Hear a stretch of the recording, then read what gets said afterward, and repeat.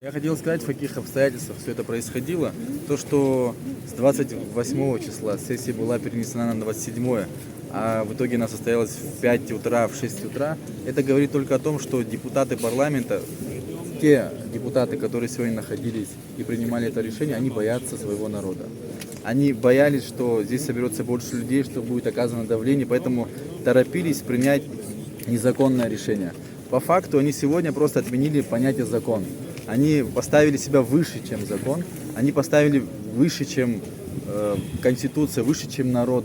Они еще продемонстрировали, что, наверное, что-то на них такое давит, что заставляет их принимать решения. Вот может человек бежать 100-метровку за 1 секунду, он не может пробежать. Вот так же и конституционный закон не может парламент принять за 1 сессию.